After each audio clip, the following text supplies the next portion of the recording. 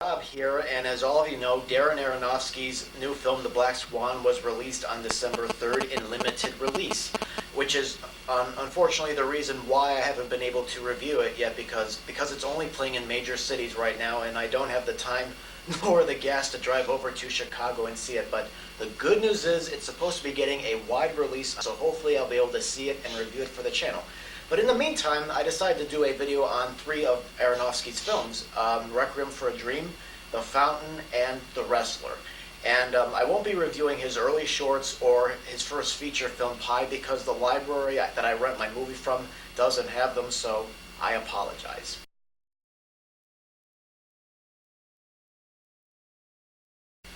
Okay, next is The Fountain that Aronofsky made for Warner Brothers, involving three stories. First, there's the Spanish conquistadors in the past that is looking for the Tree of Life, and then a medical researcher in the present is trying to find a cure for his dying wife, and then there's a future segment involving a man trying to take a tree into a dying star. And all three of these stories involve the theme of love, death, and waiting to be with the loved ones. They're all being the connecting factor here. Now, I didn't really know much about this film when I first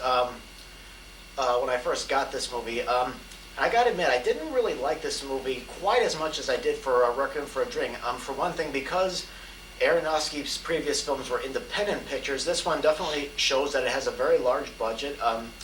Let's see, it's got some very impressive visuals and some very good sets, but I felt like the budget, kind of looked kind of distracting sometimes, because it was like he said, hey, I got a lot of money, let's see what cool big budget stuff we can do with this movie here. And I felt like the movie, it looked good, but it kind of lacked substance. In the beginning of the film, I did not find the future segment to be interesting. I like that the male, played by Hugh Jackman, he's kind of haunted by his past, but I still didn't find the story to be very interesting. I kind of like the past segments a little bit more, but on the other hand, I think the best acting was done in the present story with Hugh Jackman and Rachel Weisz. I didn't really feel any emotional connection to any of these characters like I had done in Requiem for a Dream or The Wrestler. I wanted to, but I didn't. You know, I just felt like some of the past segments, in the end, I kind of felt something there, but just not enough for the whole film. I did like what he was trying to do. You know, all the men in these stories are trying to protect the things that they love, as well as the use of the Tree of Life. But in the end, I just kind of found the film to be a little bit confusing.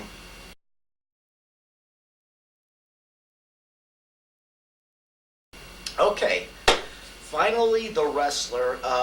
Here, Aronofsky goes back, takes a step back from that big budget feel he had with The Fountain, and he goes back to the independent filmmaker using a documentary style. It tells the story of Randy the Ram Robinson, who is no longer the major wrestling star that he was in the 80s.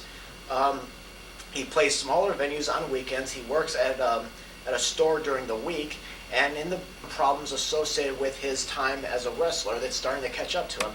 And on top of that, he has an estranged daughter, and he's living a lonely life. And the only comfort he really has is with a stripper played by Marissa Tomei. I like that Aronofsky has the camera follow Randy around. The documentary approach, I think, made me feel like I was present as these things were happening, and that these people were real, and that these things were happening. It kind of feels like you are backstage watching all this as it really happened. You get to see some of the tricks involved, like when looking at some of the tricks that are used in the ring, as well as what he does to what Randy the Ram Robinson does to, look good for the crowds. The wrestlers were willing to hurt themselves. Were willing to hurt themselves just to make themselves look good for the crowds, and I kind of felt surprised. I kept asking myself how they could keep putting themselves through all this during a match. Like for example, there's a fight when a staple gun is used. I enjoyed the look of the film, and I enjoyed the performances. Mickey Rourke, I thought, was perfect as the wrestler going through a tough time in his life, and Marissa Tomei, I actually didn't recognize at first as the stripper, and Evan Rachel Wood as Randy's estranged daughter Stephanie was also pretty good too. But for me, the best parts were what was happening to Randy's personal life. We see that Randy is, he's just an ordinary person. He is not indestructible, and what surprised me is he doesn't live in a big house, like a mansion. And I really liked spending time with these characters, and I liked spending time outside of the ring at Randy's weekday job as he's trying to sort of adjust himself to the outside world. I would probably rank this film behind Requiem for a Dream as my favorite Aronofsky film, but will the Black Swan end up ranking higher?